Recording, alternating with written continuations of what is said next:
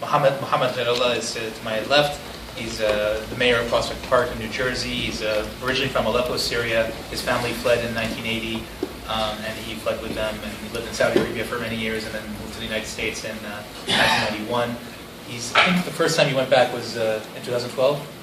So the first time he went back to his country of birth was in 2012 when rebels took control of northern Syria, and he went to Aleppo to deliver aid. And since then he's been back 3 times to deliver a total of $160,000 worth of aid. He works with Watan, which is an aid organization that focuses on building Syrian civil society. And he's going to talk to us about the lost generation that we have in Syria today. So we have 1 million refugees, 3 million refugees, but 1 million children who haven't had any formal schooling in many years. So let's hear about it. Thank you very much, Mohamed. And I apologize about the mistake. My first time going to Syria since the uprising was December of 2012, but I was there prior. And on my last visit prior to the uprising, I actually had the honor of visiting Ma'ad for 3 nights, visiting in-laws. And I can tell you that Ma'ad is not like any city that you could imagine. It's a suburb of Damascus, and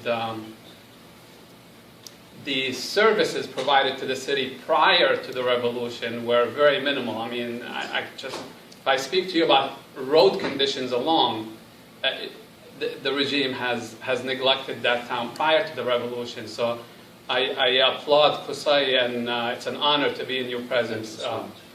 What I wanted to address a little bit of the education issue. I actually work in education. I've been an educator for 13 years.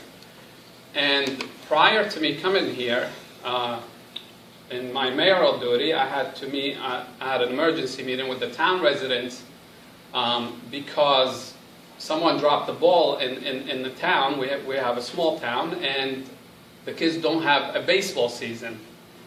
And in my apologies to the residents, and I said it very sincerely, is that I apologize to them because I know the emotional effect of the cancellation of the baseball season on the children, and understandably so.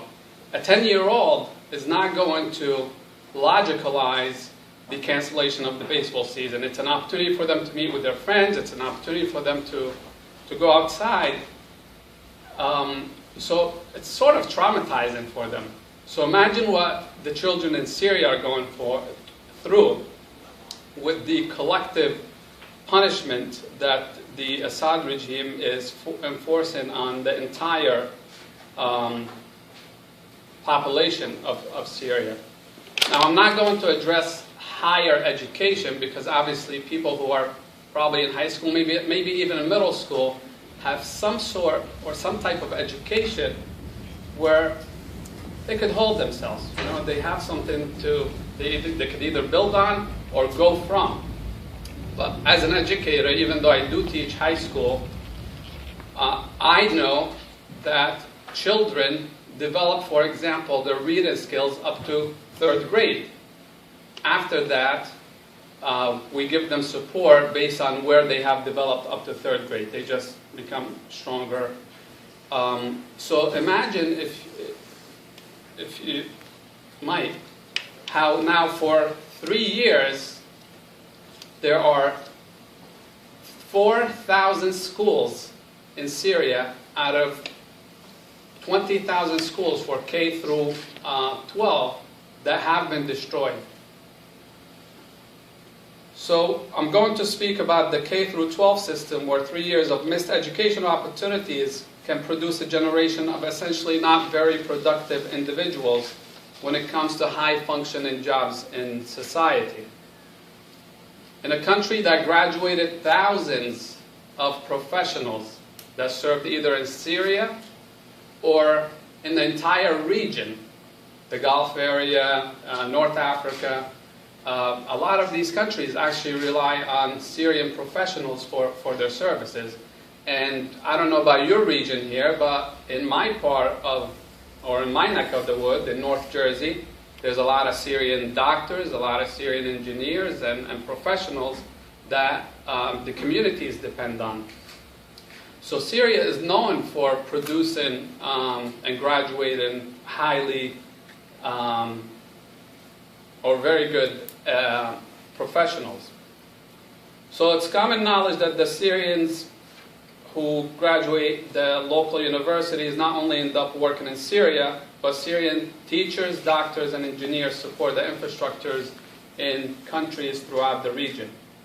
Let me give you a little bit of statistics about the education system in Syria. In 2007, there were 8 million students in the education system of Syria. 4 million in basic education, 1.4 million in secondary, and 2.3 million in tertiary education. That's K through 12. According to the UN report that came out in December of last year, today there are 4.8 million Syrian children of school age. Inside Syria, 2.2 million of them are not in school, while more than 500,000 refugee children are not in school outside of Syria. The numbers are rising by the day. There are thousands of Syrians who become refugees on a daily basis.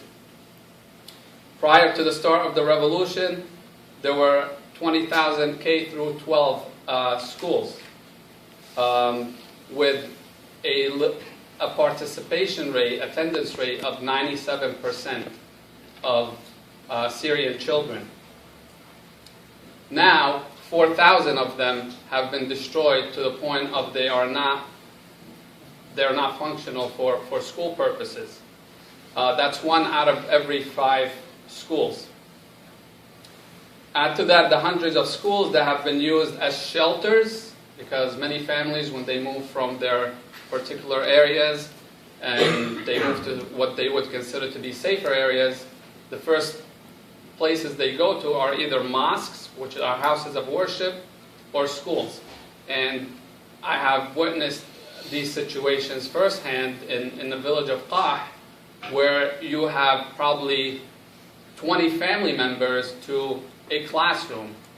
And obviously there's no privacy, there's sanitation issues.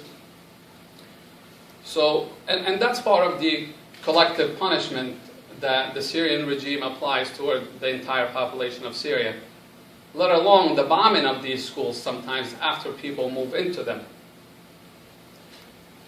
In the frontline areas such as Aleppo, Idlib, Homs, or the suburbs of Damascus where Qusay comes from, the number of students who actually go to schools now dropped down from 97% to 6% of the population.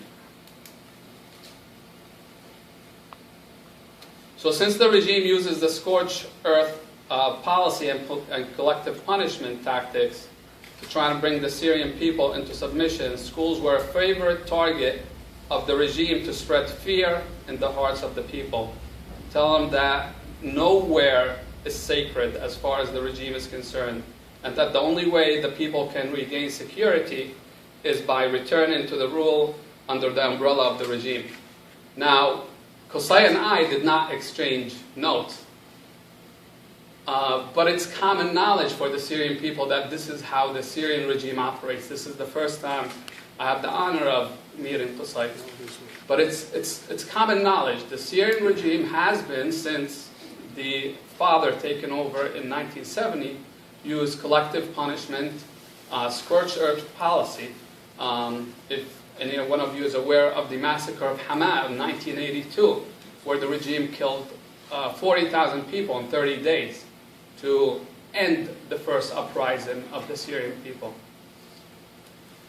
Many institutions are obviously attempting to educate the children through private schools. And we have seen a lot of the private organizations, such as the organization that I work with, or many other organizations.